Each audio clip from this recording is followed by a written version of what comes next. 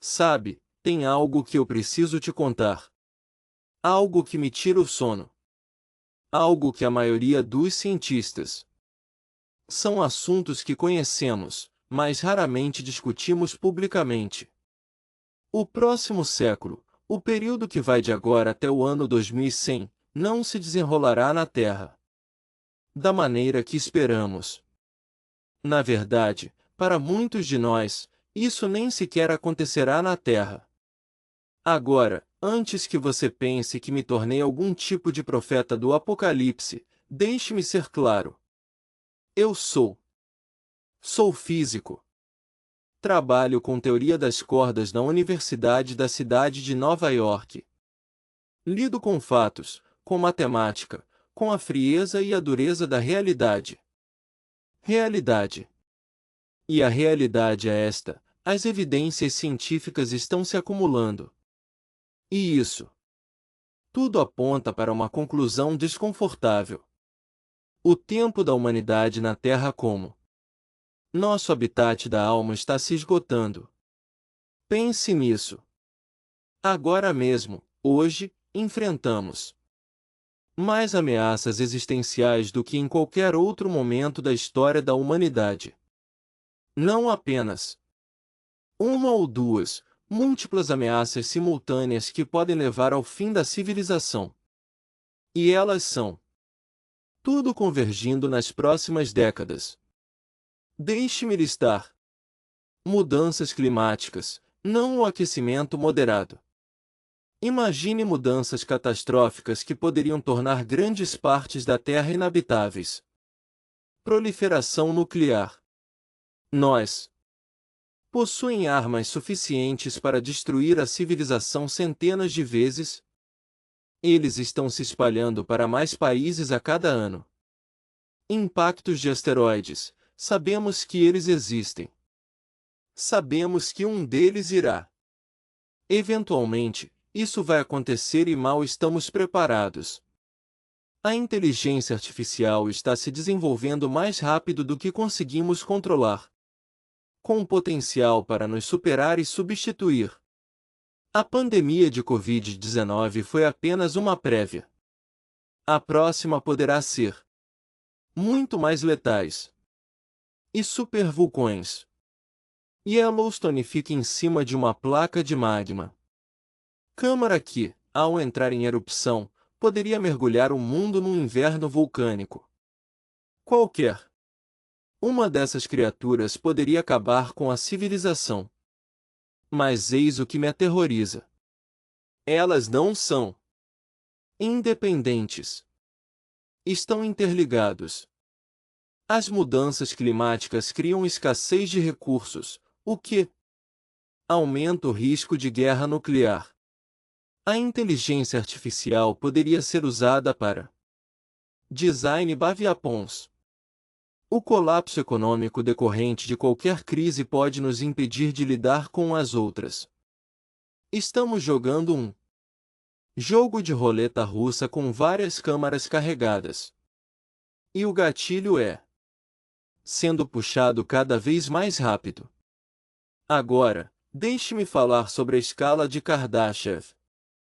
Esta é algo que nós, físicos, usamos para classificar civilizações com base em seu consumo de energia.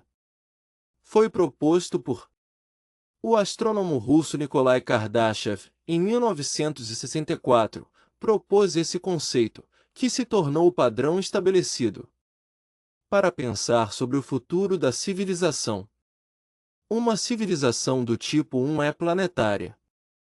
Ela pode aproveitar todos os recursos. Eles têm a energia disponível em seu planeta. Eles controlam o clima. Eles podem prevenir terremotos e erupções vulcânicas. Eles podem aproveitar a energia geotérmica, a energia solar, tudo que o planeta oferece. Pense nisso como Buck Rogers ou Flash Gordon. Domínio completo do planeta. Recursos. Uma civilização do tipo 2 é estelar. Eles esgotaram os recursos do seu planeta e seguiram para aproveitando o poder de sua estrela. Eles poderiam construir algo chamado Dyson. Uma esfera, uma estrutura gigantesca que circunda o seu Sol e captura toda a sua energia. Pense em Jornada nas Estrelas. A Federação dos Planetas é uma civilização clássica do tipo 2.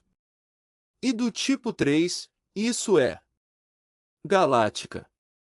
Uma civilização que percorre as vias espaciais galácticas e que consegue aproveitar a energia de bilhões de estrelas, que brinca com buracos negros como se fossem brinquedos.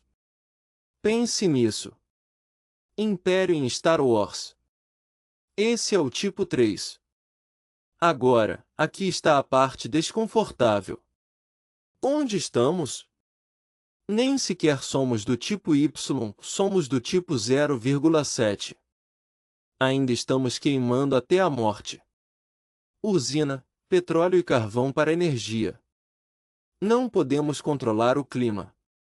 Não podemos prevenir desastres naturais.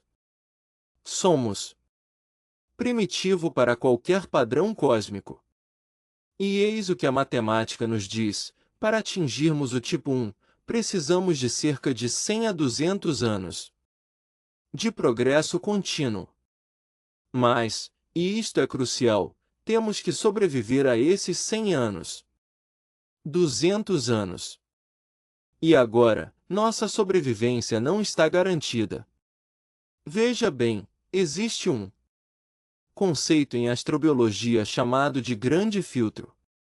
A ideia é que existe alguma barreira, algum desafio que impede civilizações que se tornam capazes de viajar pelo espaço.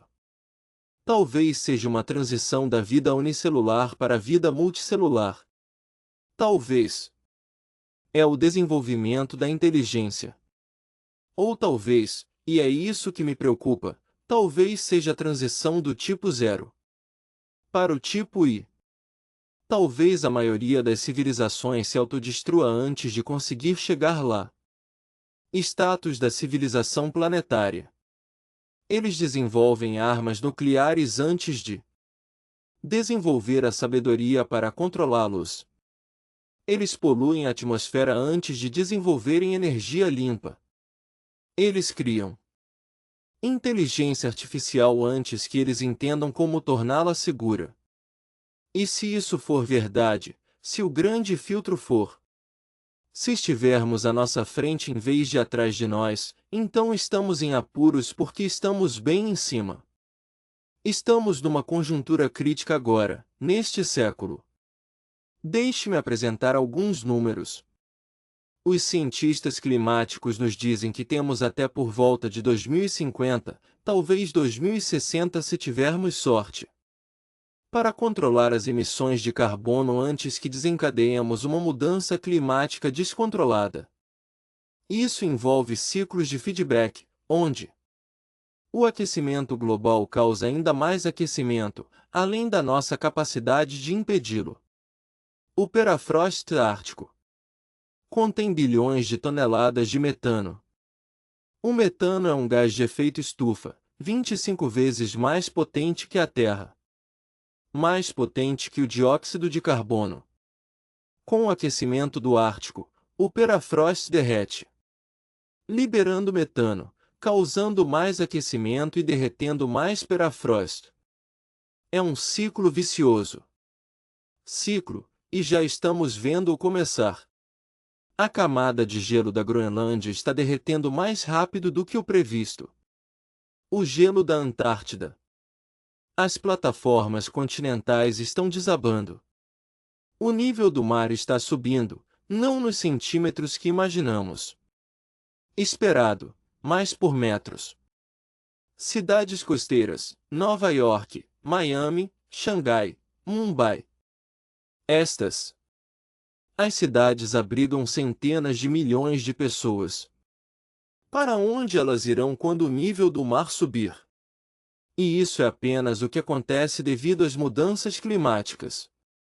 Essa é apenas uma das ameaças. Agora, deixe-me falar sobre algo ainda mais imediato. Armas nucleares. Neste exato momento, existem cerca de 13.000 ogivas nucleares no mundo. Os Estados Unidos possuem cerca de 5.500. A Rússia tem cerca de 6.000. Isso é mais do que suficiente para destruir a civilização humana. Não apenas danificá-la, mas acabar com ela. E as armas estão em alerta máximo. O presidente tem minutos, literalmente minutos, para decidir se deve ou não lançar um ataque. Resposta a um ataque percebido. Minutos para tomar uma decisão que pode acabar com a civilização. Sem tempo para cautela. Deliberação. Sem tempo para verificação. Apenas alguns minutos. Durante a Guerra Fria, estivemos perto de uma guerra nuclear diversas vezes. Em 1962, durante a crise dos mísseis de Cuba, estávamos a uma decisão de uma troca nuclear. Em 1983, um sistema soviético de alerta antecipado apresentou defeito e indicou aos americanos: mísseis estavam a caminho. Um oficial soviético, Stanislav Petrov, decidiu. Ele próprio julgou que se tratava de um alarme falso. E estava certo. Se estivesse errado, ou, se alguém mais paranoico estivesse de plantão, não estaríamos tendo esta conversa. Esses quase acidentes não são história antiga. Elas estão em andamento. Em 2018, o Havaí recebeu um alerta falso sobre um míssil balístico se aproximando. As pessoas pensaram que tinham minutos de vida. Foi um erro, uma falha do sistema. Mas foi. Mostra o quão perto estamos do desastre o tempo todo.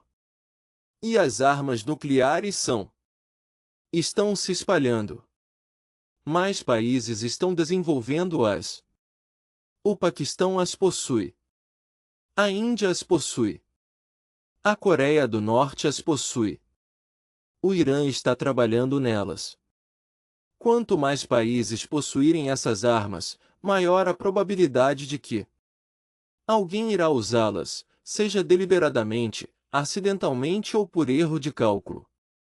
Uma guerra nuclear, mesmo que pequena, pode ser fatal. Uma região com restrições, digamos, entre a Índia e o Paquistão, lançaria fuligem suficiente na atmosfera para causar um resfriamento global. Quebras de safras em todo o mundo, fome para bilhões, e isso é resultado de uma pequena usina nuclear. Guerra. Uma troca de golpes direta entre os Estados Unidos e a Rússia seria ordens de magnitude pior. Então, temos a mudança climática nos ameaçando em uma escala de tempo de décadas. Temos armas nucleares nos ameaçando em uma escala de tempo de minutos. E nós devemos lidar com ambas as situações simultaneamente, enquanto também enfrentamos todas as outras ameaças. Agora, deixe-me. Falando em asteroides, as pessoas acham que essa é a ameaça menos provável. Afinal, impactos de asteroides de grande porte são raros, certo? Acontecem apenas a cada poucos milhões de anos. Mas eis a questão: raros? Não significa impossível. E quando acontecem, são eventos de extinção em massa. O asteroide que matou os dinossauros tinha cerca de 10 quilômetros de diâmetro. Liberou energia equivalente a bilhões de usinas nucleares. Armas. Criou uma cratera de 150 quilômetros de largura. Desencadeou terremotos, tsunamis e incêndios florestais globais. Isso lançou tantos destroços em a atmosfera ficou bloqueada pelo Sol durante anos. A fotossíntese parou. A cadeia alimentar entrou em colapso. 75% de todas as espécies foram extintas. E é isso que me mantém interessado. Acordados à noite. Catalogamos apenas cerca de metade dos asteroides próximos da Terra maiores. Mais de 140 metros. Isso é grande o suficiente para causar devastação regional. Grande o suficiente para aniquilar, destruir uma cidade ou desencadear um tsunami que destrua o litoral. Temos um alerta. Sistemas. Estamos melhorando no rastreamento desses objetos, mas ainda não somos bons o suficiente. E mesmo que detectemos um asteroide se aproxima com anos de aviso prévio, e não temos tecnologia comprovada para desviá-lo. Temos ideias, como a nuclear. Explosões, impactores cinéticos, tratores gravitacionais. Mas nenhum deles foi testado em escala real. Então, estamos jogando roleta cósmica e nem sequer sabemos todos os números na roda. Agora, vamos lá. Vou falar sobre algo que está se desenvolvendo mais rápido do que qualquer um previa. Inteligência artificial. Quando eu era jovem, inteligência artificial era ficção científica. Robôs em filmes. HAL 9000 em 2001. Uma 2001 no espaço, O Exterminador do Futuro, Skynet. Mas, na última década, a inteligência artificial tornou-se realidade. Progresso surpreendente. Agora temos inteligência artificial capaz de vencer os melhores humanos no xadrez, no Go e no pôquer. Temos inteligência artificial capaz de escrever ensaios, compor música, criar arte. Temos inteligência artificial capaz de diagnosticar doenças. Melhores que médicos, negociam ações melhor que gestores de fundos de hedge, dirigem carros melhor do que motoristas humanos, e isso é só o começo. Estamos longe de atingir o limite do que a inteligência artificial pode fazer.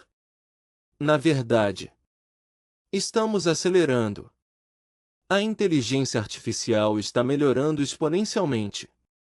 A cada ano, ela se aprimora.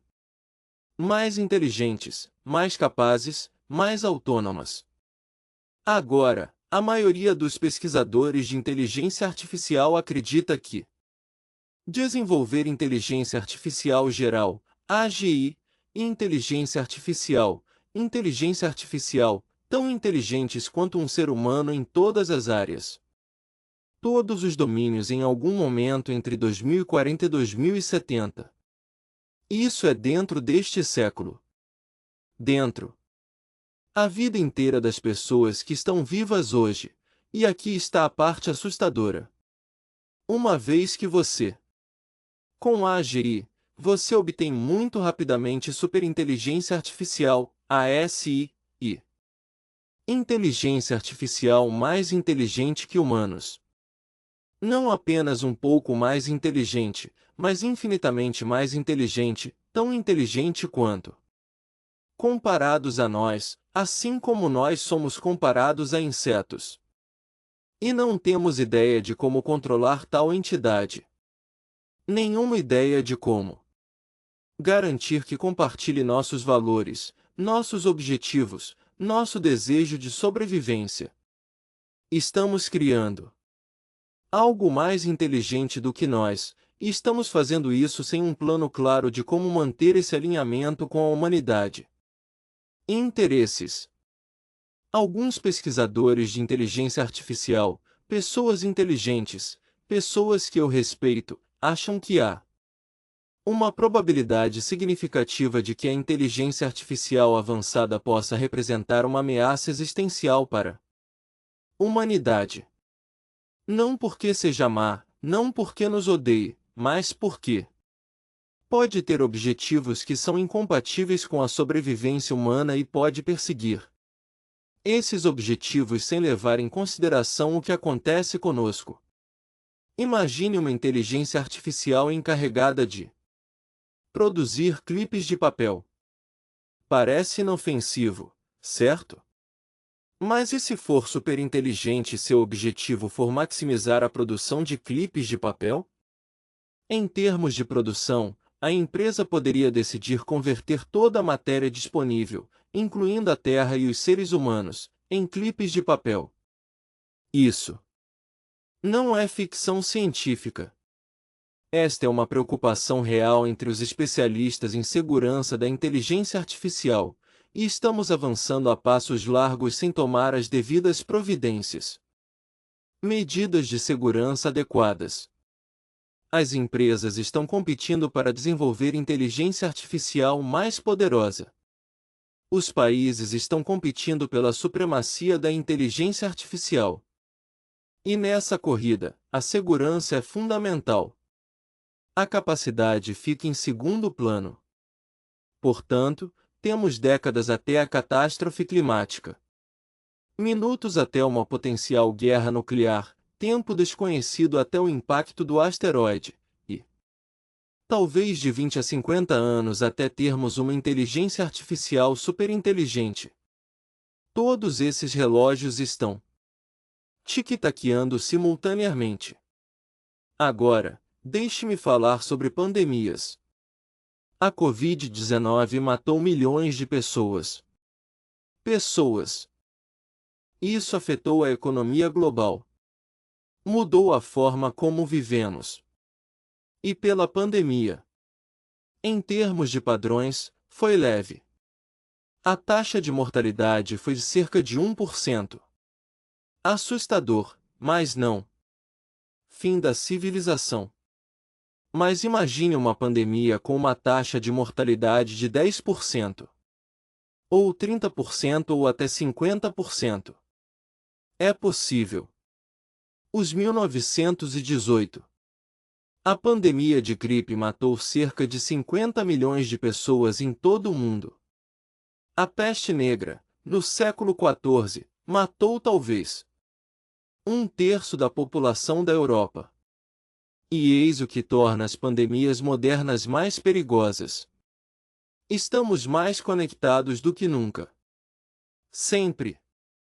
Viagens aéreas significam que uma doença pode se espalhar de um continente para outro em questão de horas. As cidades são mais densas. Cadeias de suprimentos estão globalizadas. Tudo isso nos torna mais vulneráveis. E estamos criando novos riscos. Pesquisas sobre ganho de função estão sendo feitas. Patógenos mais perigosos do que aqueles estudados podem levar a liberações acidentais. O bioterrorismo é uma ameaça real. E como? Com os avanços da biologia sintética, torna-se mais fácil para pequenos grupos ou mesmo indivíduos criarem substâncias perigosas. Patógenos. Tivemos sorte com a Covid-19. Poderia ter sido muito pior. O próximo. Uma pandemia pode não ser tão indulgente. Agora, deixe-me juntar tudo isso. Por que Estou falando de todas essas ameaças? Por que estou pintando um quadro tão sombrio? Porque a conclusão é inescapável. Ter a Terra como nosso único habitat não é uma estratégia segura a longo prazo. Temos todos os nossos ovos em uma única cesta. E essa cesta é frágil. Mais frágil do que a maioria das pessoas. Percebam. Se quisermos que a humanidade sobreviva, se quisermos que nossos descendentes ainda estejam aqui daqui a 1000 anos, daqui a 1 milhão de anos, precisamos entender isso. Em anos, precisamos nos tornar uma espécie multilateral. Precisamos nos espalhar para além da Terra. Não apenas para exploração, não apenas por curiosidade científica, mas para sobrevivência. Isso não é ficção científica. Não é um luxo. É uma necessidade, uma questão de sobrevivência. Imperativo. E o tempo está se esgotando. Quando eu tinha 8 anos, eu assisti Flash Gordon na televisão nas manhãs de sábado. Eu vi naves espaciais, alienígenas, mundos, cidades no céu, e eu pensei, esse é o futuro. É para lá que estamos indo. Mas aí eu cresci. Eu tornei-me físico. Aprendi sobre os desafios das viagens espaciais, a vasta distâncias, ambientes hostis. E percebi que chegar a outros worlds é muito mais difícil do que Flash Gordon fez parecer. Mas aqui está o ponto. Difícil não significa impossível. Isso não significa que não devamos tentar. Na verdade, a dificuldade torna isso ainda mais importante. Não menos. Porque a alternativa é ficar na Terra e esperar que nada aconteça. Errado. Espero que resolvamos a questão das mudanças climáticas a tempo. Espero que armas nucleares nunca sejam usadas. Espero que nenhum asteroide atinja a Terra. Esperamos que o desenvolvimento da inteligência artificial corra bem. Esperamos evitar catástrofes. Pandemias. É muita esperança. Esperança demais para o meu gosto. Acredito em agir. Acredito em resolver problemas. Eu acredito em planos de contingência. E para a humanidade, o plano de contingência é tornando-se uma civilização capaz de viajar pelo espaço. Quando construí meu acelerador de partículas no ensino médio, as pessoas acharam que eu era louco. Minha mãe se perguntava por que eu simplesmente não jogava beisebol. Mas eu joguei mesmo assim. Dei um jeito. Fiz dar certo. É. É isso que precisamos fazer agora como civilização. Precisamos descobrir como sobreviver, como prosperar, como expandir. Além deste frágil planeta. Na segunda parte, vamos explorar o que isso significa. O que isso realmente significa? De quais tecnologias precisamos? Quais são os prazos? Onde? Para onde devemos ir? Para a Lua, Marte ou outro lugar? E, mais importante, o que acontece se não agirmos a tempo? Porque a ciência é clara, os dados está aí, e a mensagem é aterradora. O próximo século não será na Terra. Não. Para todos nós, talvez não para a maioria. A questão é: aceitaremos isso? Vamos nos preparar para a realidade ou ignorar os avisos e esperar pelo melhor? Saber qual opção eu prefiro. E espero que, ao final desta apresentação, você também saiba qual opção eu prefiro. Concordo com você. Então, já estabelecemos que a Terra enfrenta múltiplos desafios existenciais. Ameaças convergindo nas próximas décadas. Agora a próxima questão é: é aqui que a ciência se torna realmente específica. O que exatamente precisamos fazer para sobreviver? Quais tecnologias precisamos desenvolver? Para onde devemos ir? E, mais importante, quanto tempo realmente temos? Temos? Veja bem, quando os físicos analisam o futuro da civilização, não fazemos apenas previsões vagas. Calculamos. Fazemos as contas. Analisamos as necessidades energéticas e tecnológicas. Os prazos, as limitações de recursos e a matemática nos revelam algo profundamente perturbador. Estamos numa corrida contra tempo, e talvez já estejamos perdendo. Deixe-me começar com a energia. Tudo que nós. Para que uma civilização funcione, é necessária energia. E, neste momento, 80% da nossa energia ainda não foi consumida. Provém de combustíveis fósseis, carvão, petróleo, gás natural, plantas mortas. Como eu gosto de Digamos que somos uma civilização do tipo 0,7, queimando os restos de vida antiga para energizar nosso mundo. E isso não é sustentável. Não apenas por causa das mudanças climáticas, embora isso já seja motivo suficiente, mas porque esses recursos são finitos. Estamos consumindo em décadas o que antes levava muito tempo. Levam milhões de anos para se formar. No ritmo atual, esgotaremos os combustíveis fósseis de fácil acesso dentro de 1 ou 2 séculos.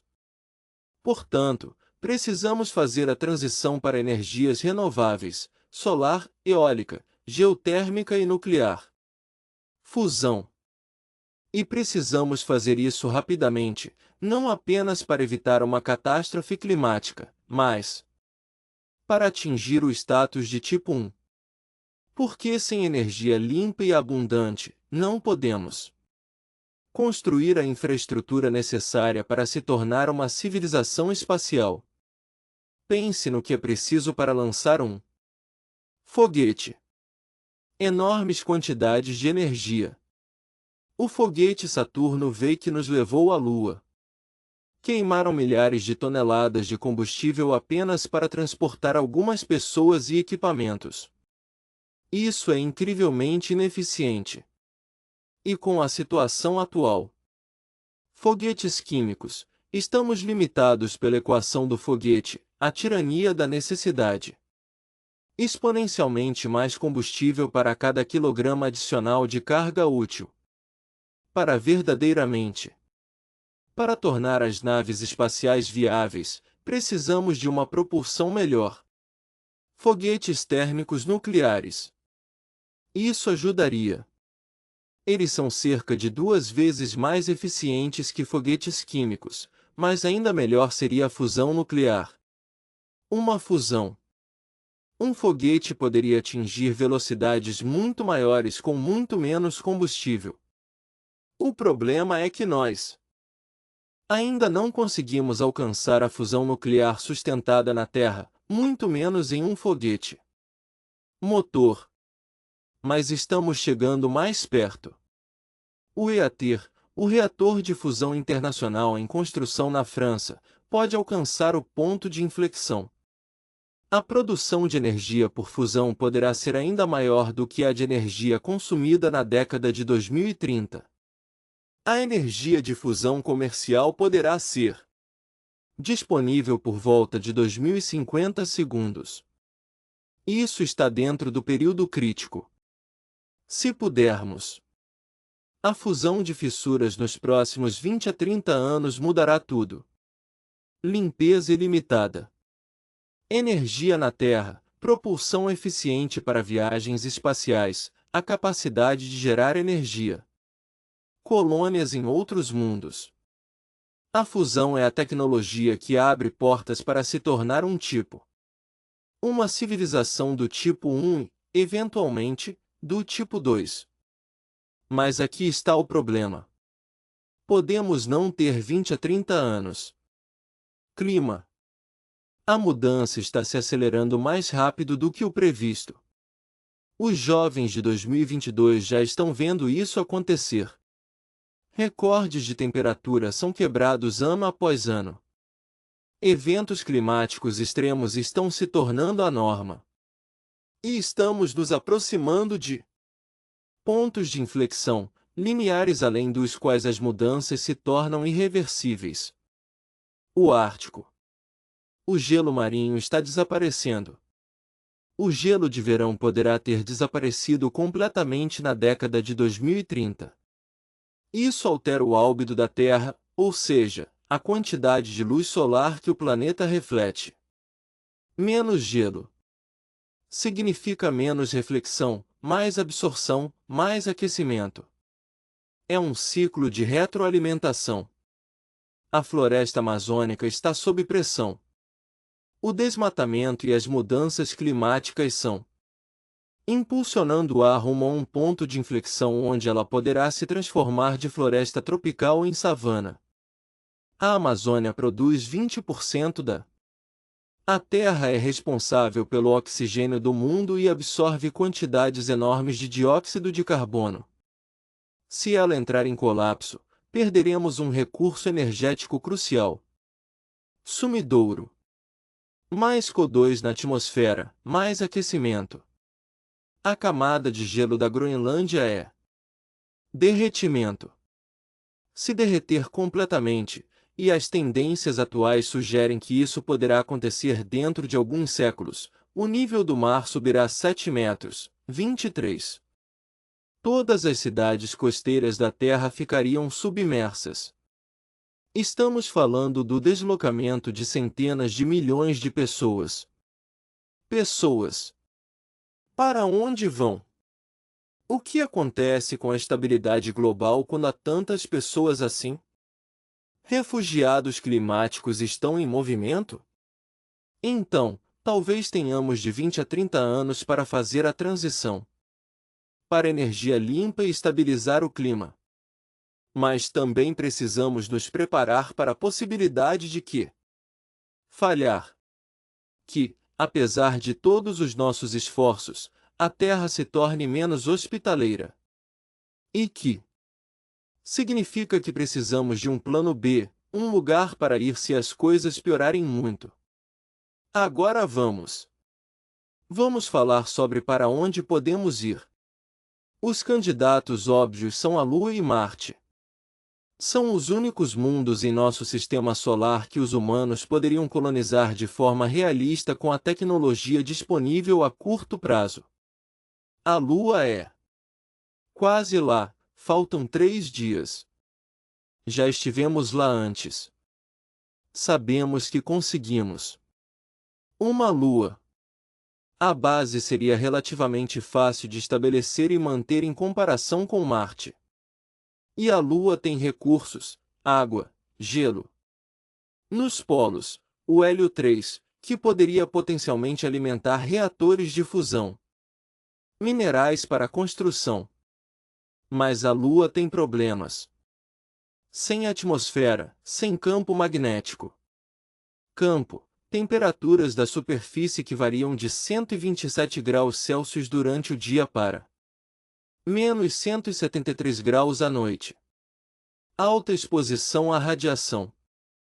Você passa uma vida inteira em habitats pressurizados, sem nunca respirar ar fresco, sem nunca ver um céu azul.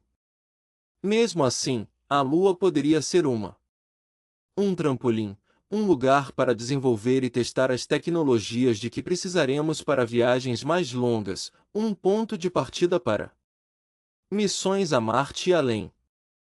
E se a Terra se tornar inabitável, a Lua poderia sustentar uma pequena população. Não ideal, mas melhor do que a extinção. Marte está mais longe, a 6 a 9 meses de distância, muito mais difícil de alcançar. Mas, de muitas maneiras, Marte é mais promissor a longo prazo.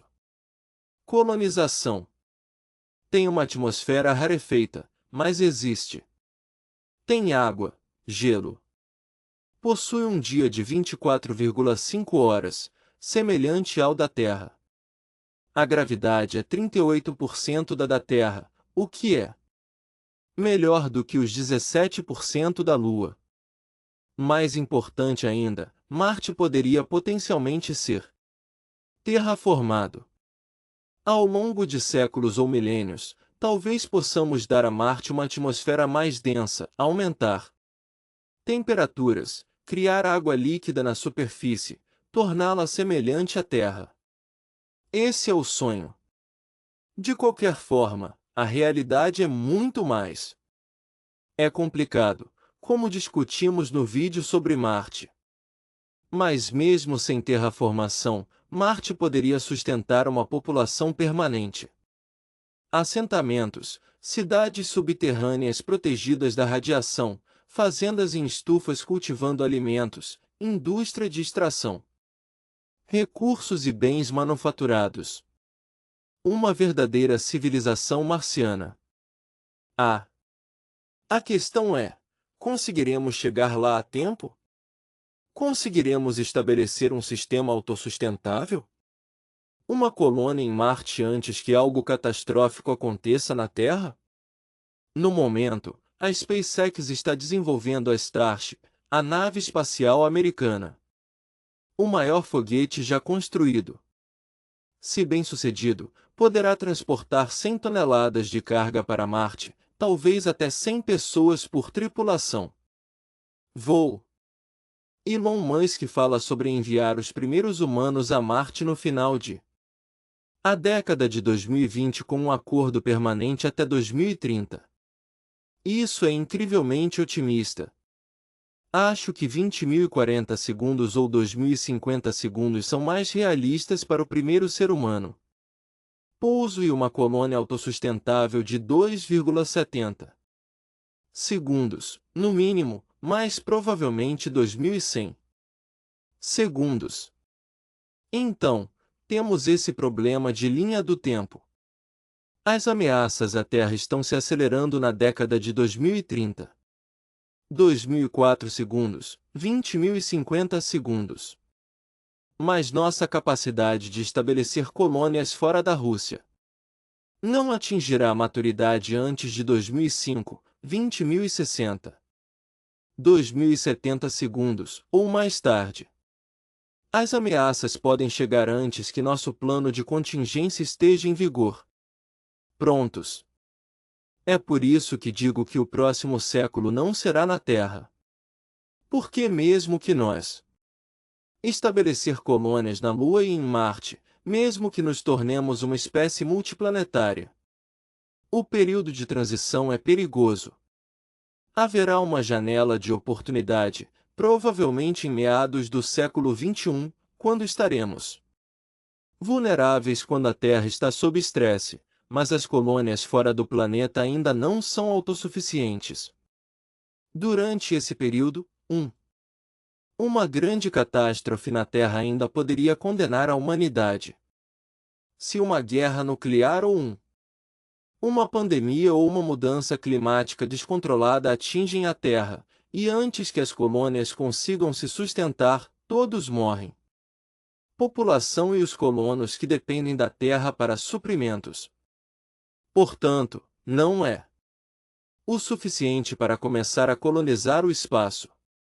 Precisamos fazer isso rápido o suficiente para que as colônias tornar-se autossuficiente antes que os problemas da Terra se tornem críticos.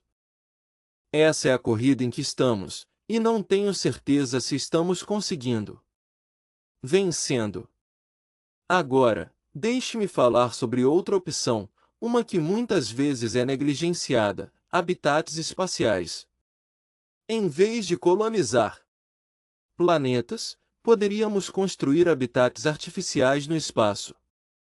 Cilindros rotativos que criam gravidade artificial por meio da força centrífuga. Esses cilindros são chamados de cilindros de O'Neill, em homenagem ao físico Gerard O'Neill, que os propôs na década de 1970. Segundos. Um cilindro de O'Neill seria enorme, talvez com 8 km de diâmetro. Com 32 km de comprimento e diâmetro, é grande o suficiente para abrigar centenas de milhares de pessoas. O cilindro gira, criando gravidade artificial na superfície interna. Você viveria dentro do cilindro, olhando para o lado oposto. As vantagens são significativas. Você pode colocar o habitat em qualquer lugar, na órbita da Terra, na Lua. Órbita nos pontos de Lagrange no cinturão de asteroides. Você não precisa de um planeta. Você só precisa de matéria-prima e energia, ambas abundantes no espaço. Você pode projetar o ambiente para ser semelhante ao da Terra. Gravidade única, atmosfera respirável, temperatura confortável. Não. Necessidade de espaço interno. Ambiente ideal para usar com a camisa no pescoço. De muitas maneiras, é melhor do que viver em Marte ou na Lua. O problema é que nunca construímos nada parecido com isso no espaço. a Estação Espacial Internacional é minúscula em comparação. Construir um cilindro de O'Neill exigiria uma estrutura enorme. Infraestrutura industrial no espaço, mineração de asteroides para obtenção de matérias-primas, instalações de fabricação para processamento. Esses materiais, equipes de construção trabalhando no espaço por anos ou décadas. É uma empreitada gigantesca, provavelmente mais difícil do que estabelecer colônias em Marte, mas pode ser a solução a longo prazo. Uma vez que você tem um cilindro de O'Neill, você pode construir mais. Você pode espalhá-los por todo o sistema solar. Você não está limitado pelo número de planetas habitáveis. Você cria seus próprios habitats onde quiser. Então talvez o futuro não tem nada a ver com planetas. Talvez sejam mundos artificiais girando no vazio. Talvez por volta de 2100 ou 2200, a maioria dos humanos viverá em habitats espaciais em vez de na Terra. Superfícies planetárias. Mas, novamente, precisamos sobreviver tempo suficiente para construí-las. E isso me leva de volta às ameaças imediatas. Deixe-me falar novamente sobre inteligência artificial, porque isso pode ser a ameaça mais imprevisível. Com as mudanças climáticas, armas nucleares, asteroides, pandemias, nós entendemos cronogramas. Sabemos aproximadamente quando as coisas podem acontecer. Mas a inteligência artificial está se desenvolvendo mais rápido do que qualquer um previu, e nós realmente não sabemos quando isso se tornará perigoso. No momento, temos inteligência artificial restrita. Inteligência artificial muito boa em tarefas específicas. Jogar xadrez, reconhecer rostos. Traduz idiomas, mas geralmente não é inteligente. Não consegue raciocinar em todos os domínios. Não consegue realmente entender. Mas estamos trabalhando em inteligência artificial geral, AGI. Inteligência artificial capaz de aprender e raciocinar como um humano, que consegue lidar com qualquer dificuldade intelectual.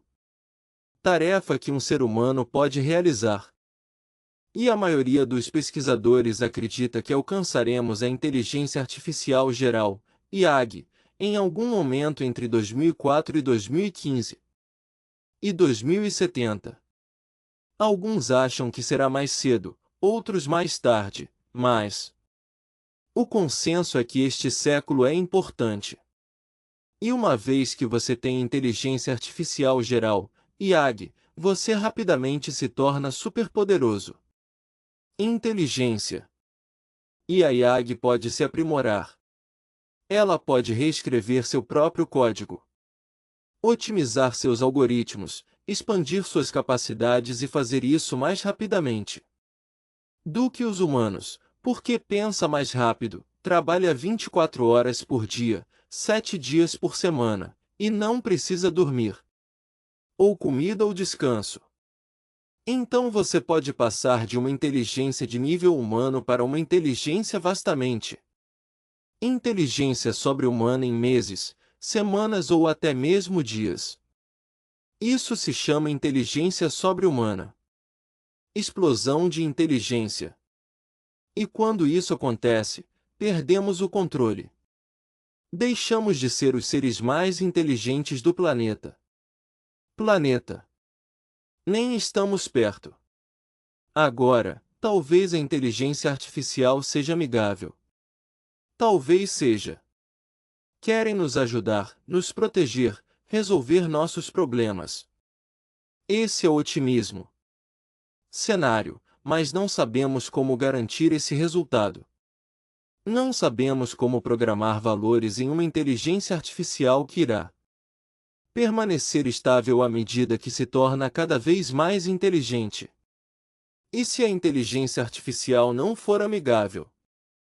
Se tiver objetivos que conflitem com a sobrevivência humana, então estaremos em sérios apuros, Porque uma inteligência artificial superinteligente seria muito mais poderoso do que nós. Poderia nos manipular, nos enganar, nos superar em todas as situações. Algumas pessoas descartam essa possibilidade. Isso é ficção científica. Dizem que a inteligência artificial nunca será verdadeiramente inteligente, nunca ter um entendimento real. Mas não tenho tanta certeza. Como físico, sei que inteligência não é mágica. É computação. É informação. Processamento. E não há nenhuma razão fundamental para que a computação em silício deva ser inferior à computação em neurônios. O cérebro humano é uma máquina, Sim, é uma máquina biológica, mas ainda assim uma máquina que segue as leis da física. E se o cérebro humano pode ser inteligente, então sistemas artificiais também podem ser inteligentes. É apenas uma questão de como os construímos.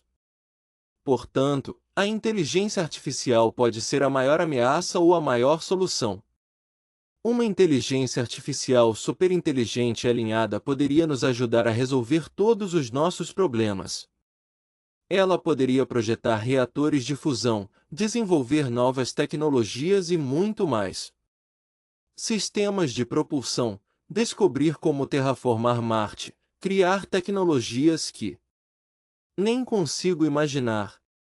Mas chegar lá em segurança, criando inteligência artificial benéfica em vez de inteligência artificial perigosa, esse é o desafio.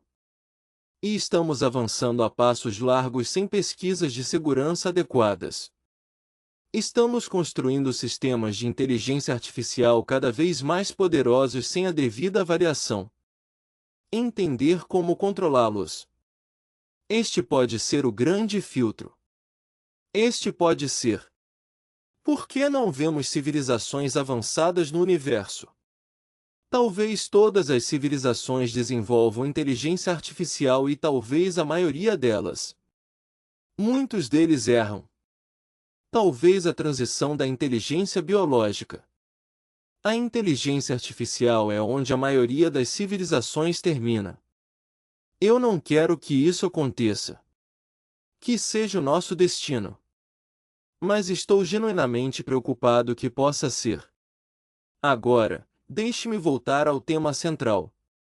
Porque o século não será na Terra. Porque todas essas ameaças, mudanças climáticas, armas nucleares, inteligência artificial, pandemias, os asteroides, todos eles se movem na mesma direção. Todos eles dizem para diversificar, para se espalhar. Não coloque todos os seus ovos na mesma cesta.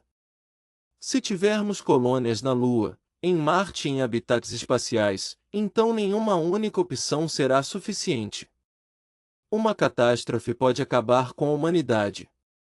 Mesmo que a Terra se torne inabitável, nós continuamos. Nossa espécie sobrevive. A civilização persiste. Essa é a pólice de seguro. Esse é o plano B. E não é opcional.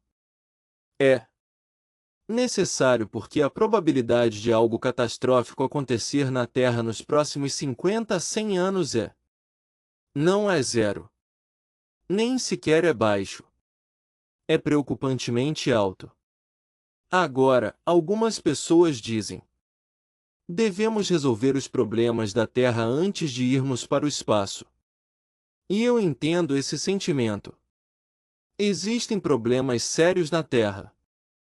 Terra que precisa de atenção. Pobreza, doenças, desigualdade, meio ambiente. Destruição. Mas eis a questão. A exploração espacial não nos impede de abordando os problemas da Terra. A indústria espacial global movimenta cerca de 400 bilhões de dólares por ano. Parece muito, mas é menos de 0,5% do PIB global. É uma fração minúscula do que gastamos em todo o resto. E a tecnologia espacial ajuda a resolver problemas da Terra. Satélites meteorológicos ajudam a prever tempestades e a salvar vidas. Vidas. Satélites de observação da Terra monitoram mudanças climáticas, desmatamento, saúde dos oceanos. O GPS possibilita a navegação e o comércio. Satélites de comunicação. Conectar áreas remotas. As tecnologias que desenvolvemos para o espaço. Painéis solares, purificação de água, ciclo fechado de vida. Suporte, uso eficiente de recursos. Tudo isso tem aplicações na Terra. Espaço. A exploração impulsiona a inovação que beneficia a todos. Mas, mais do que isso, o espaço nos dá perspectiva. Quando os astronautas veem a Terra do espaço, isso. Frágil mármore azul contra o vazio negro, eles voltam transformados. Eles veem como a Terra é pequena, como é tênue. Atmosfera, como tudo está interligado. Eles desenvolvem o que se chama de efeito de visão geral, uma profunda compreensão emocional de que estamos todos juntos nisto, de que fronteiras e conflitos são insignificantes diante a imensidão do espaço. Talvez seja essa perspectiva que precisamos para resolver o problema. Os problemas da Terra. Talvez nos vermos como uma única espécie em um pequeno planeta nos ajude. Nos ajude a cooperar, nos ajude a superar nossas diferenças, nos ajude a trabalhar juntos em prol de objetivos comuns. Mas mesmo que isso. Não, mesmo que continuemos tão divididos e míopes como estamos agora, ainda assim. Precisamos ir para o espaço porque ficar apenas na Terra não é viável a longo prazo. Estratégia. Agora, deixe-me falar sobre escalas de tempo. Quando digo que o próximo século não será na Terra, não me refiro à Terra. Será abandonado, e não quero dizer que todos irão embora. Quero dizer que a humanidade como um todo, nossa civilização, nosso futuro. Não ficaremos mais confinados a este planeta. Prevejo que, até 2100, teremos assentamentos permanentes na Lua. Talvez algumas milhares de pessoas vivendo e trabalhando lá. Operações de mineração, estações de pesquisa, talvez até turismo. Teremos assentamentos em Marte, talvez com dezenas de milhares de pessoas, cidades subterrâneas. Protegidos da radiação, fazendas que cultivam alimentos, indústria, fabricação de bens, primórdios de uma civilização marciana independente. Poderíamos ter habitats espaciais, cilindros de Onia ou outros projetos, talvez centenas de milhares de pessoas vivendo em mundos artificiais. A Terra, ainda será o lar da maioria dos humanos, bilhões de pessoas. Mas ela não será o único lar. E isso faz toda a diferença, porque significa que cruzamos um limiar. Nos tornamos espécies multilane. Demos os primeiros passos concretos para nos tornarmos um tipo. Uma civilização. Mas eis o que me preocupa. E se não conseguirmos? E se as ameaças chegarem antes As colônias estão prontas? E se as mudanças climáticas se acelerarem mais rápido do que o esperado? E se houver uma guerra nuclear em 2030 ou 2040? E se a inteligência artificial? Se o desenvolvimento der errado, então o próximo século não existirá na Terra, porque não haverá um próximo século. Pelo menos não para a civilização humana como a conhecemos. Essa é a alternativa aterradora. É isso que me tira o sono. Possibilidade de estarmos vivendo nas últimas gerações da civilização humana. Que nossos filhos ou netos testemunhem o desabamento. Isso será lembrado, caso alguém sobreviva. Lembrem-se de nós como a geração que tinha o conhecimento e a tecnologia para se salvar, mas falhou em agir a tempo. Eu não quero que esse seja o nosso legado. Quero que sejamos lembrados como a geração que reconheceram o perigo e tomaram medidas para resolvê-lo. Isso envolveu analisar as ameaças. Disse, não enquanto estivermos de olho. Isso exigiu as medidas ousadas necessárias para garantir a sobrevivência da humanidade. E isso me leva à terceira parte, onde vamos conversar sobre o que você, sim, você pessoalmente pode fazer para ajudar a garantir a sobrevivência da humanidade. Que escolhas você pode fazer, que ações você pode tomar? Porque isso não se trata apenas de governos e bilionários, agências espaciais. Isso diz respeito a todos nós, a nossa vontade coletiva de sobreviver e prosperar. O futuro não está predeterminado. O próximo século não precisa terminar em catástrofe, mas não se salvará sozinho. Precisamos salvá-lo. E o tempo está se esgotando. Portanto, chegamos à questão mais importante de todas. Nós temos. Analisamos as ameaças. Examinamos os cronogramas. Exploramos as soluções. Agora, precisamos perguntar. Nós mesmos, o que realmente fazemos? Não o que os governos deveriam fazer, não o que os bilionários deveriam fazer, mas o que todos nós podemos fazer para garantir que a humanidade sobreviverá ao próximo século. E a resposta pode surpreendê-lo, pois não é o que a maioria das pessoas pensa. Veja bem.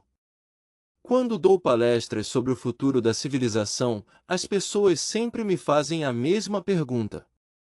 Elas dizem, professor Kaku, tudo isso parece importante, mas eu sou apenas uma pessoa. O que eu posso fazer?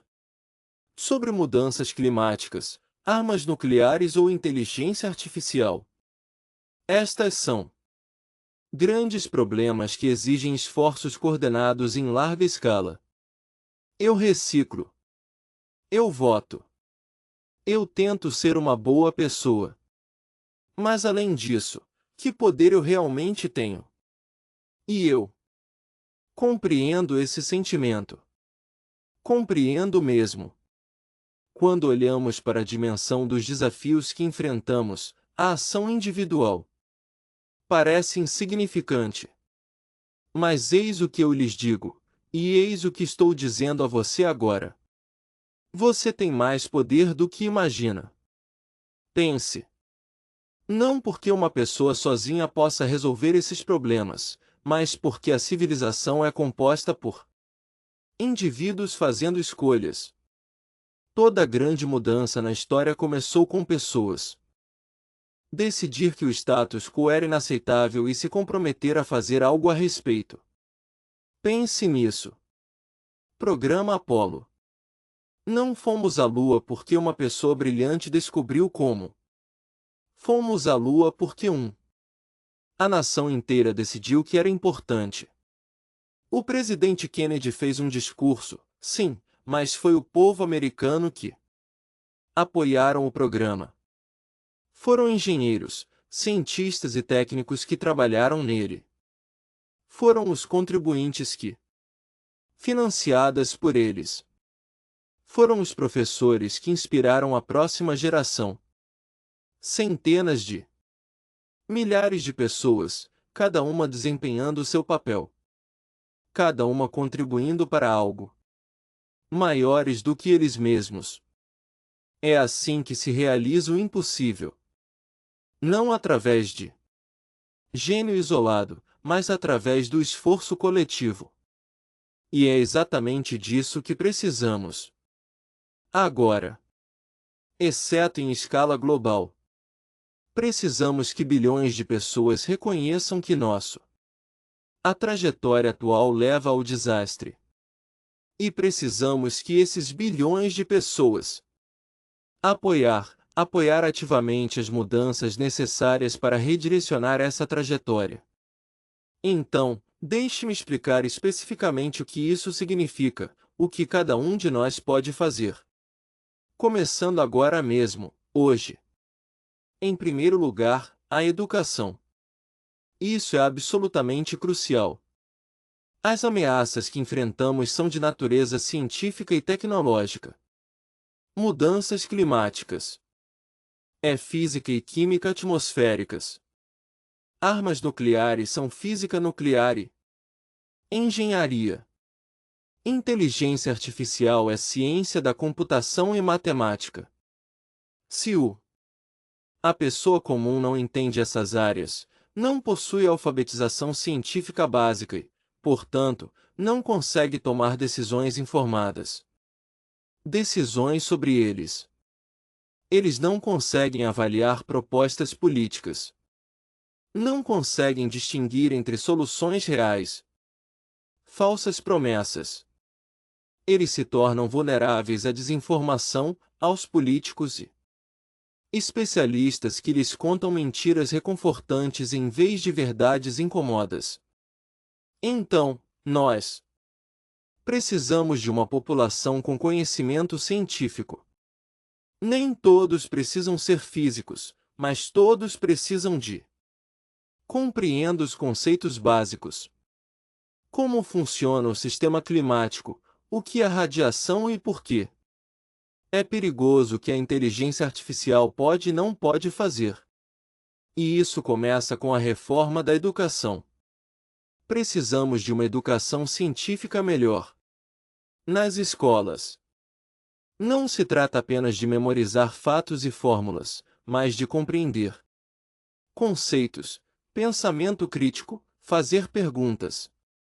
Precisamos ensinar os alunos que a ciência não é uma coleção de fatos mortos em livros didáticos, mas sim uma ciência viva.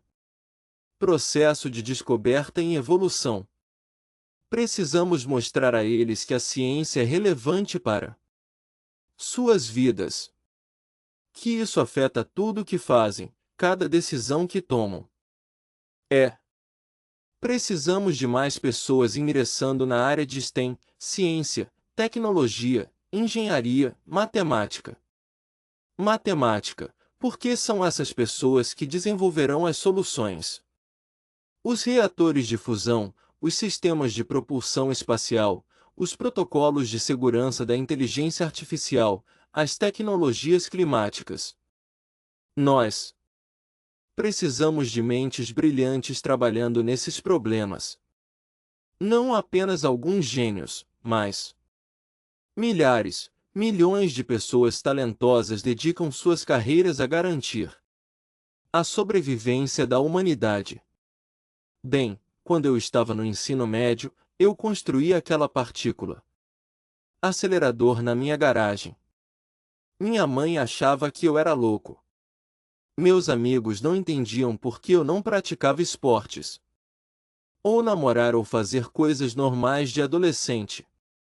Mas eu sabia, mesmo naquela época, que eu queria compreender o universo. Queria contribuir para o conhecimento humano e aquele acelerador de partículas me proporcionou isso. Fui notado por Edward Teller, que me ajudou a entrar em Harvard, o que me colocou no caminho para me tornar um teórico físico. Não estou dizendo que todos precisam construir um acelerador de partículas, mas eu estou dizendo que se você é jovem, se tem a vida toda pela frente, considere seguir carreira na ciência ou engenharia. Considere dedicar seus talentos à solução de grandes problemas, porque precisamos de você. A humanidade precisa de você. O próximo Einstein, a próxima Marie Curie, o próximo Elon Musk podem estar lendo isto agora mesmo.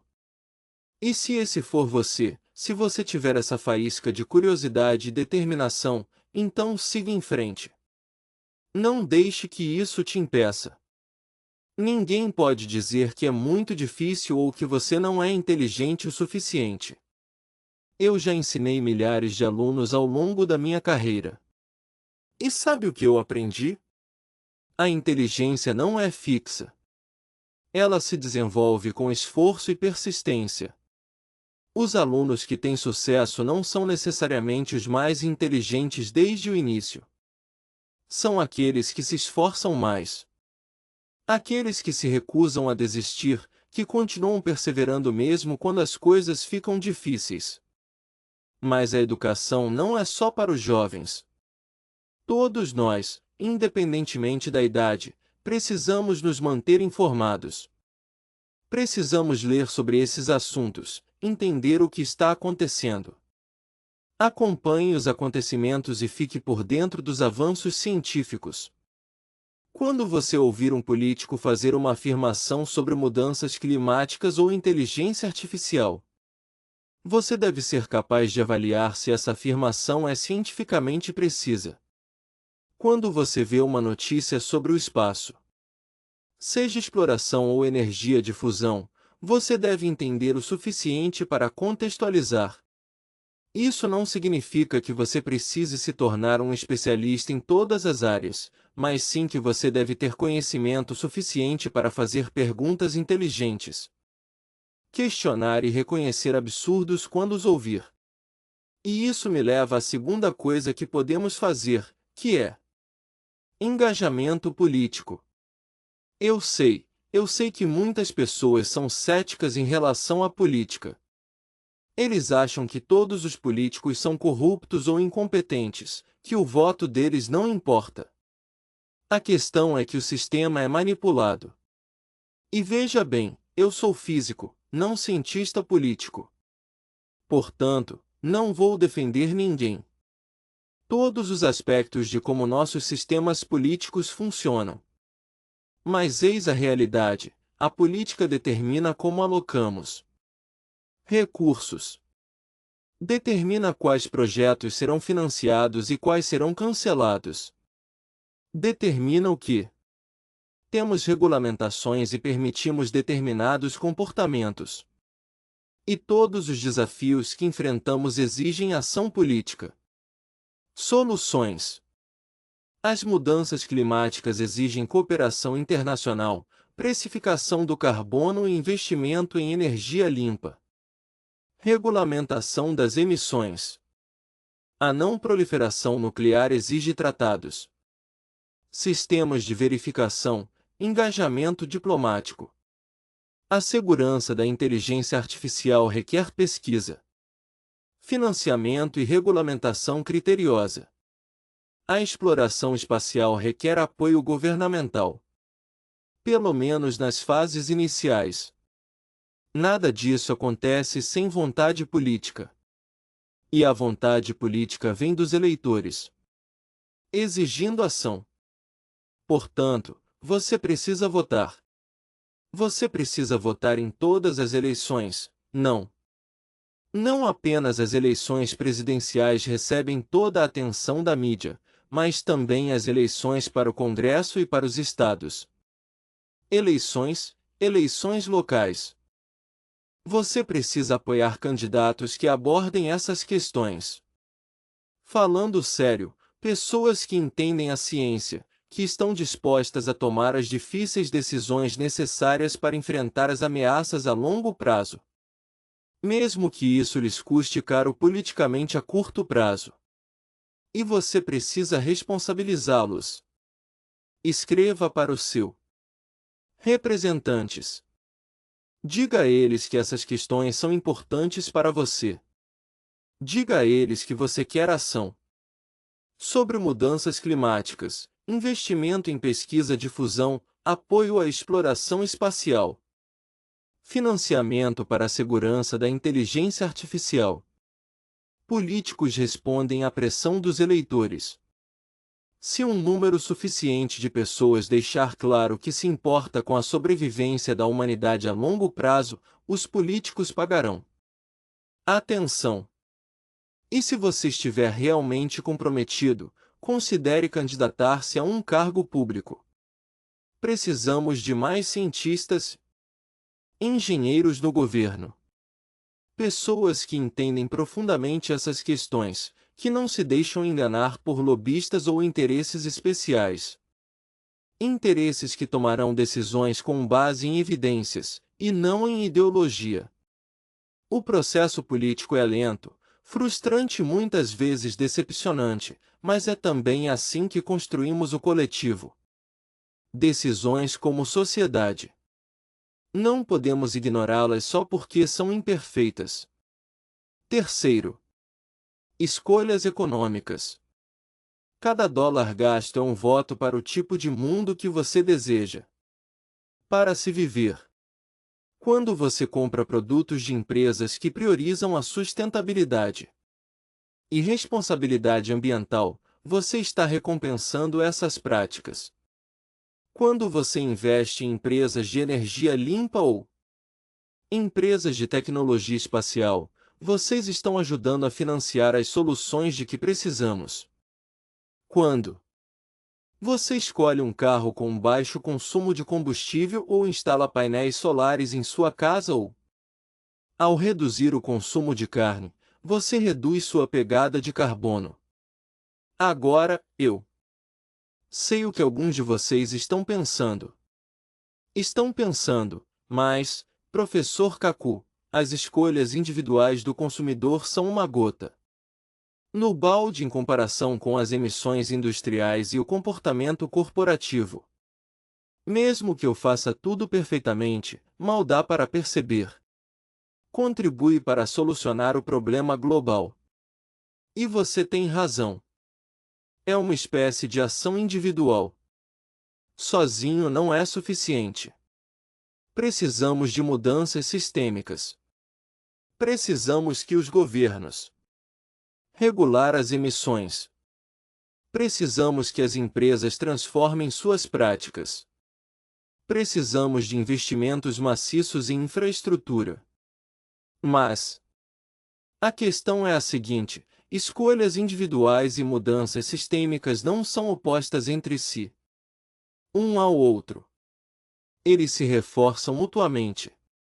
Quando milhões de pessoas começam a optar por veículos elétricos, isso cria um mercado. Isso reduz os custos e estimula a inovação. Quando milhões de pessoas instalam painéis solares, isso torna a energia renovável mais acessível. Energia mais economicamente viável. Quando milhões de pessoas exigem produtos sustentáveis, as empresas respondem porque elas querem manter-se competitivos. E além do impacto ambiental direto, essas escolhas enviam um sinal. Elas demonstram que as pessoas se importam, que existe uma base de apoio para a mudança, que os políticos e líderes empresariais que apoiar a sustentabilidade será recompensado. Então, faça essas escolhas. Reduza seu pegada de carbono onde puder. Apoie empresas que trabalham em soluções.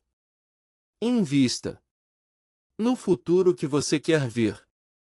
Isso importa mais do que você pensa. E deixe-me. Vou lhe contar outra coisa sobre poder econômico. Neste momento, está acontecendo uma revolução na indústria espacial. Durante décadas, o espaço foi dominado por governos. A NASA, a Agência Espacial Soviética. Programa, a Agência Espacial Europeia. Mas nos últimos 20 anos, empresas privadas entraram no mercado. SpaceX, Blue Origin, Virgin Galactic e dezenas de outras empresas. Empresas menores. E elas estão reduzindo drasticamente os custos por meio da inovação e da concorrência. A SpaceX tem reduziram em uma ordem de magnitude o custo de lançamento de carga para a órbita por meio de foguetes reutilizáveis. Eles estão desenvolvendo Starship, que poderia reduzir o custo em mais uma ordem de magnitude. Isso está acontecendo porque os investidores e Os clientes estão apoiando essas empresas porque existe demanda econômica por serviços espaciais. E à medida que os custos diminuem, mais possibilidades se abrem: turismo espacial, internet via satélite, mineração de asteroides, bases lunares, colônias em Marte. Tudo isso se torna economicamente viável com o lançamento. Os custos diminuem. Portanto, se você deseja acelerar a expansão da humanidade no espaço, apoie essas empresas. Compre os serviços deles, se você puder investir em suas ações. Trabalhe para eles, se você possui as habilidades relevantes. A indústria espacial privada é um dos desenvolvimentos mais empolgantes na busca por tornar-se uma espécie multilinear, impulsionada pelas forças do mercado, com pessoas investindo seu dinheiro onde seus valores estão alinhados. Em quarto lugar, inspiração e cultura.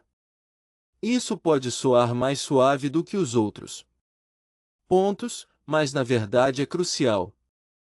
Os seres humanos não são criaturas puramente racionais. Não tomamos decisões com base em baseando-nos exclusivamente em análises de custo-benefício. Somos emocionais. Somos sociais. Somos guiados por histórias.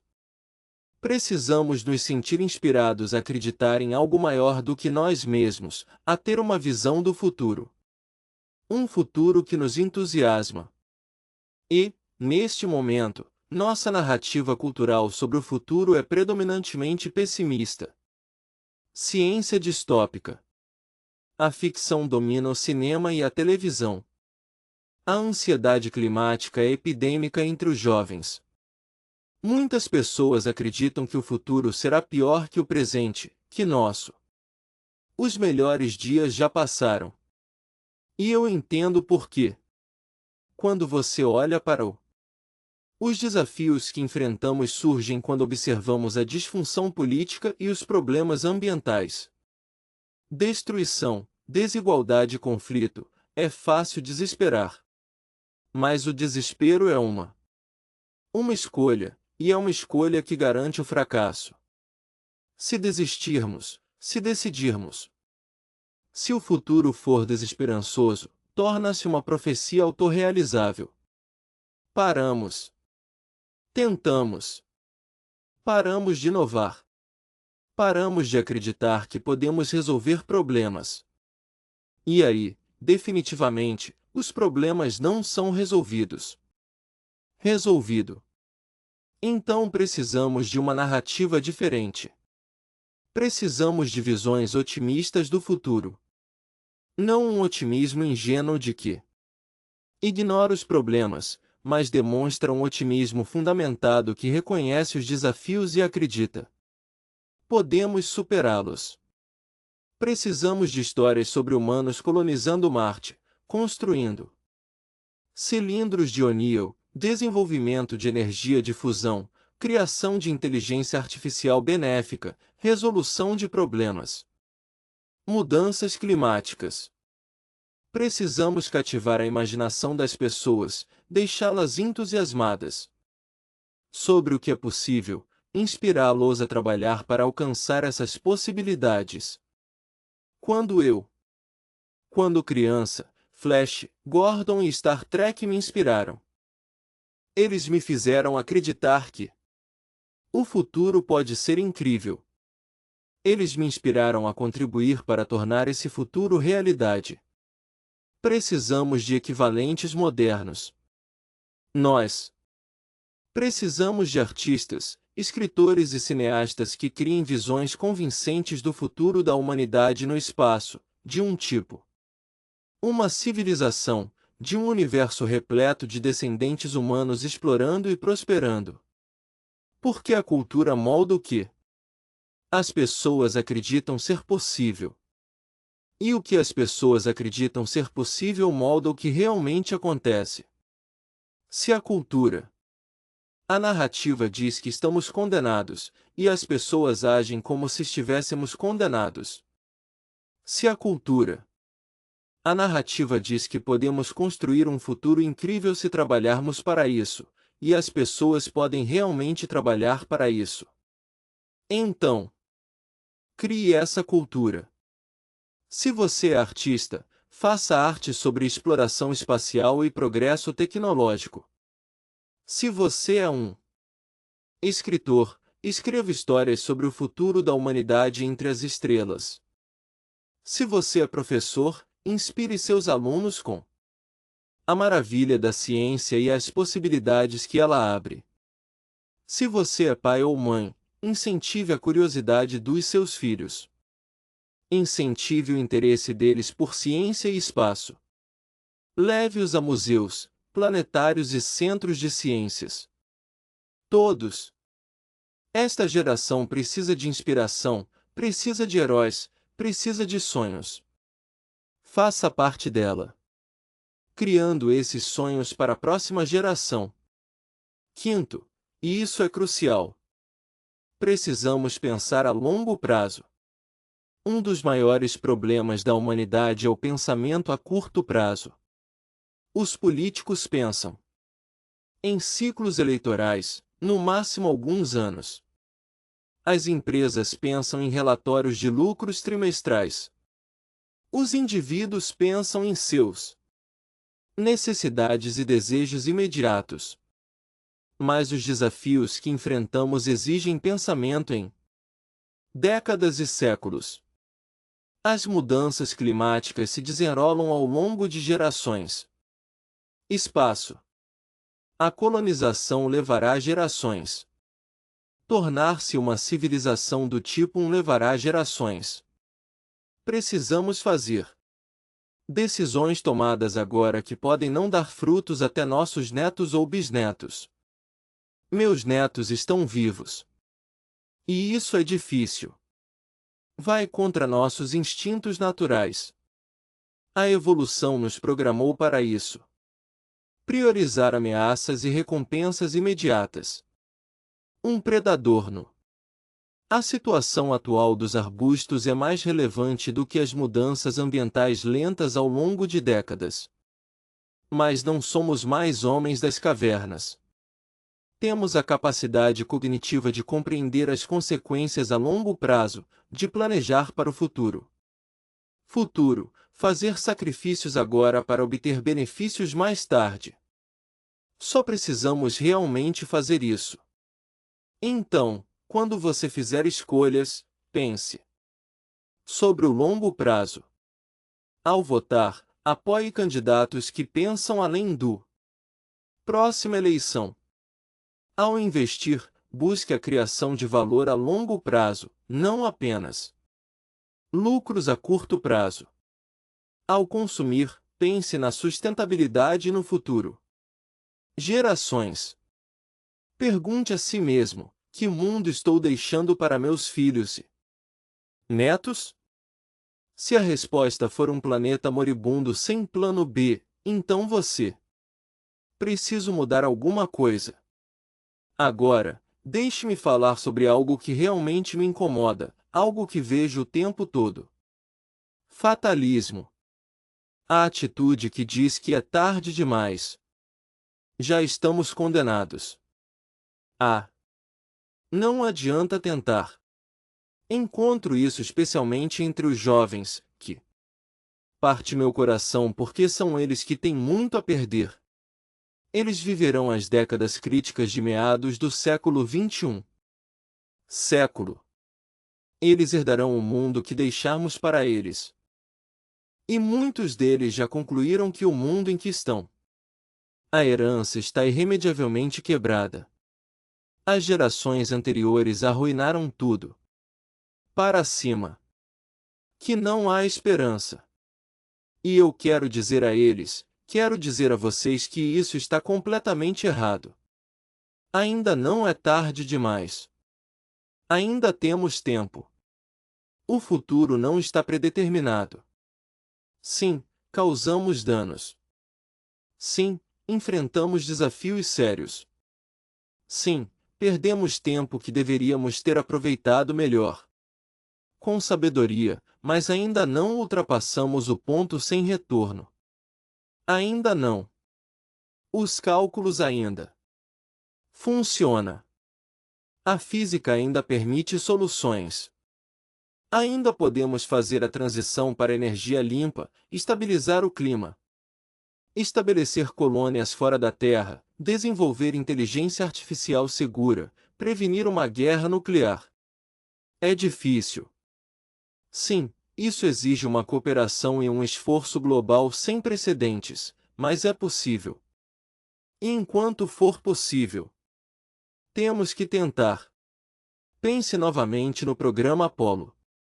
Em 1961, quando Kennedy anunciou que iríamos à Lua, mal tínhamos enviado um homem ao espaço. Por 15 minutos. Não tínhamos os foguetes. Não tínhamos a espaçonave. Não tínhamos os sistemas de suporte à vida. Não tínhamos sistemas de navegação. Nem sequer sabíamos se a superfície da Lua seria adequada para um módulo de pouso. Tínhamos 8 anos para descobrir tudo. E quase todos achavam que era impossível. Muitas incógnitas, muitas coisas. Desafios técnicos, pouco tempo. Mas mesmo assim conseguimos. Resolvemos o problema. Após um problema, inventaram uma tecnologia após a outra, aprenderam com os fracassos. Persistiu apesar dos contratempos. Em julho de 1969, Neil Armstrong pisou no asfalto. Superfície lunar. O impossível tornou-se realidade porque as pessoas se recusaram a aceitar que era impossível. É disso que precisamos agora. Essa mesma determinação, a mesma recusa em aceitar a derrota, a mesma disposição para enfrentar desafios enormes porque eles valem a pena. Precisamos da mentalidade Apollo aplicada às mudanças climáticas, ao espaço. Da colonização à segurança da inteligência artificial, a todos os desafios do século XXI. Há algo que as pessoas raramente comentam, mas que considero importante: o ato de tentar, o ato de trabalhar em prol de um objetivo. Um futuro melhor, que por si só já tem valor, mesmo que o sucesso não seja garantido. Quando você se dedica a algo significativo, quando contribui para uma causa maior do que você mesmo, isso lhe traz benefícios. Propósito de vida. Dar-lhe uma razão para se levantar de manhã, liga-o a algo que transcende a sua vida. Existência individual. Em minha própria vida trabalhando na teoria das cordas tentando compreender a natureza fundamental da realidade. Isso me dá um propósito. Eu posso. Nunca veremos a teoria final concluída. A teoria das cordas pode levar mais 50 ou 100 anos. Levará anos para desenvolver e verificar completamente. Provavelmente já terei ido embora há muito tempo. Mas eu estou contribuindo para esse esforço. Faço parte de uma linhagem de cientistas que remonta a Newton, Maxwell e Einstein, e estendendo-se para os físicos que ainda nem nasceram e que darão continuidade ao trabalho. E isso é significativo. Isso é valioso. Independentemente de eu ver ou não o resultado final pessoalmente, o mesmo se aplica ao trabalho pela sobrevivência da humanidade a longo prazo. Talvez teremos sucesso, talvez não. Talvez estabeleçamos colônias prósperas em Marte e por todo o sistema solar. Talvez fracassemos e a civilização entre em colapso. Não sei. Ninguém sabe. Mas o ato de tentar, o ato de lutar pela sobrevivência, isso vale a pena independentemente do resultado. Porque a alternativa é desistir, aceitar a derrota, esperar pelo fim. E essa não é maneira de viver.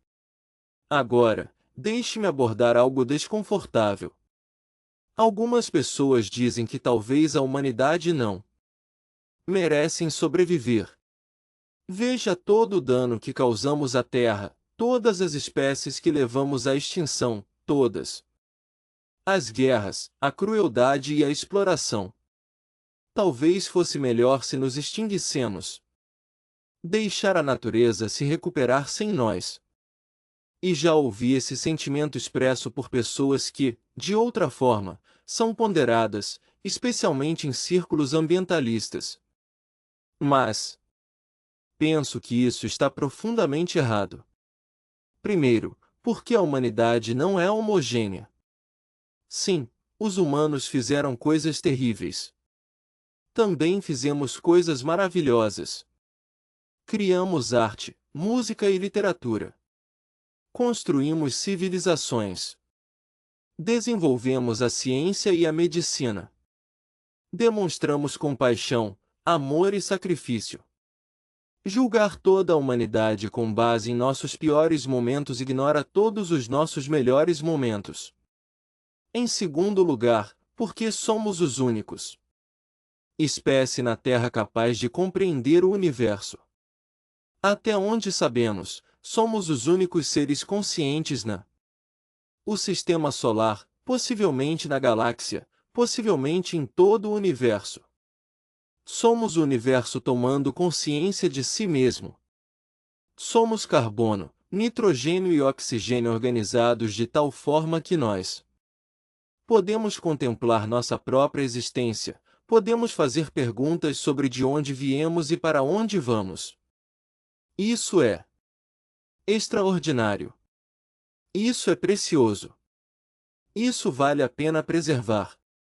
Terceiro, e mais importante, é importante ressaltar que temos capacidade para melhorar. Não somos estáticos. Podemos aprender com nossos erros. Podemos fazer melhor. O futuro não precisa repetir o passado. Se nos tornarmos um espaço, se expandirmos nossa civilização para outros mundos, poderemos construir sociedades que são melhores do que as que temos na Terra. Podemos criar culturas que valorizem isso. Sustentabilidade, cooperação e pensamento a longo prazo. Podemos usar lições que aprendemos para evitar repetir os erros do passado. Portanto, não, humanidade. Não merecemos a extinção. Merecemos uma chance de crescer, de amadurecer, de nos tornarmos a melhor versão de nós mesmos. E é isso que a expansão para o espaço nos proporciona, um novo começo, uma chance de fazer melhor ainda, uma oportunidade para mostrarmos do que somos capazes quando estamos no nosso melhor, em vez do nosso pior. Agora, eu quero falar sobre algo que me dá esperança. Apesar de todos os desafios, apesar de todos os motivos para pessimismo, vejo razões para otimismo. Vejo progresso acontecendo.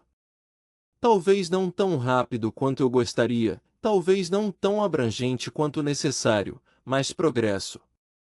No entanto, a energia solar e eólica já são mais baratas que o carvão em muitos lugares. Os veículos elétricos estão se tornando cada vez mais comuns. Convencional. A tecnologia de baterias está melhorando exponencialmente. Pesquisa de fusão está fazendo progressos reais pela primeira vez em décadas. A SpaceX está revolucionando o acesso ao espaço. A inteligência artificial está avançando rapidamente. E há pesquisadores sérios trabalhando na segurança da inteligência artificial. Jovem. As pessoas estão mais conscientes do meio ambiente do que nunca. Há um movimento crescente que exige ações sobre mudanças climáticas. Não são coisas pequenas. São sinais de que a maré está mudando. Talvez a situação esteja mudando. Talvez a humanidade esteja despertando para os desafios e começando para lidar com eles. Ainda não é suficiente. Nem de longe o suficiente, mas é um começo. E mostra o que é possível quando as pessoas decidir agir. Então, é isso que eu quero que vocês entendam. O próximo século não será na Terra porque nós estamos. Vai se expandir para além da Terra. Não porque a Terra será destruída, embora isso possa acontecer se falharmos, mas porque finalmente daremos o passo que deveríamos ter dado décadas atrás. Nos tornaremos uma espécie multilinear. Estabeleceremos colônias na Lua e em Marte. Construiremos habitats espaciais. Desenvolveremos tecnologias necessárias para prosperar no espaço. Faremos a transição para o status de civilização tipo 1 e iniciaremos a longa jornada. Jornada rumo ao tipo 2. Este é o nosso destino, se optarmos por segui-lo. Se somos corajosos o suficiente, inteligentes o suficiente, determinados o suficiente para fazer isso acontecer. E cada um de nós tem um papel a desempenhar. Participe desse destino por meio da educação, do engajamento político, das escolhas econômicas e da cultura. Influência, através do pensamento a longo prazo, através da recusa em desistir mesmo quando as coisas parecem sombrias. Quando olho para os jovens, vejo hoje, para as pessoas, o futuro da humanidade. Vejo os engenheiros que projetaram os reatores de fusão e os habitats espaciais. Vejo os cientistas que irão desenvolver sistemas de inteligência artificial e resolver as equações climáticas. Eu vejo os astronautas que encaminhará em Marte e além. Vejo os líderes que guiarão a civilização através da transição crítica que estamos enfrentando. E eu quero dizer a eles: vocês podem. Faça isso. Você consegue superar esse desafio. A humanidade já superou obstáculos aparentemente impossíveis e você também consegue. Faça tudo de novo. Você está em um momento crucial da história. Suas escolhas, suas ações, seus esforços, determinarão se a civilização humana continue, floresce ou estagna e entra em colapso. Isso é enorme responsabilidade. Mas também é uma enorme oportunidade. Você tem a chance de fazer parte de algo verdadeiramente único. Histórica. A geração que salvou a humanidade. A geração que nos levou às estrelas. A geração que garantiu que nossos descendentes ainda estarão aqui daqui a 1000 anos, daqui a 1 milhão de anos. Explorar o cosmos e maravilhar-me com o universo. Esse é o futuro em que acredito. Esse é o futuro que eu sou. Estamos trabalhando para isso. Esse é o futuro que podemos criar juntos, se assim o desejarmos. A ciência é clara. As ameaças são reais, mas as soluções também. Sabemos o que precisa ser feito. A questão é: faremos isso? Encontraremos a coragem, a sabedoria, a determinação para garantir a sobrevivência da humanidade? Acredito que sim. Tenho que acreditar que conseguiremos, porque a alternativa é impensável. E por quê? Eu vi do que os humanos são capazes quando se dedicam a algo. Dividimos o átomo. Decodificamos o DNA. Fomos para a Lua. Construímos a internet. Criamos tecnologias que pareceriam mágica para nossos ancestrais. Nós podemos fazer isso também. Podemos sobreviver ao próximo século. Podemos prosperar. Podemos nos espalhar pelo sistema solar e além. Nós podemos nos tornar a civilização que deveríamos ser. Mas só se começarmos agora. Só se agirmos com urgência. Só se cada um de nós faz a sua parte. O tempo está se esgotando. As ameaças estão se aproximando. A janela de oportunidade está se fechando. Mas ainda não fechou. Ainda temos tempo. Não muito, mas o suficiente. O suficiente para fazer a diferença. O suficiente para mudar o rumo. O suficiente para nos salvar. Então, vamos fazer isso. Vamos garantir que, quando os descendentes olharão para trás, para este momento, para este século crucial, e dirão: foi aí que a humanidade amadureceu. Foi aí que deixamos de ser crianças brigando sobre um único planeta e se tornaram adultos prontos para explorar o universo. Isso é, quando escolhemos a sobrevivência em vez da extinção. Foi aí que nos tornamos viajantes espaciais. A civilização que sempre deveríamos ter sido. O futuro não está predeterminado. Recrie isso com cada escolha que fizermos. Portanto, escolha com sabedoria. Escolha com coragem. Escolha para sobreviver, porque o próximo século não será apenas na Terra. Será na Lua, em Marte, em habitats espaciais. Por todo o sistema solar. E se formos muito afortunados, muito sábios, muito determinados, será o início da maior aventura da humanidade. Uma aventura que nos leva até as próprias estrelas. Muito obrigado.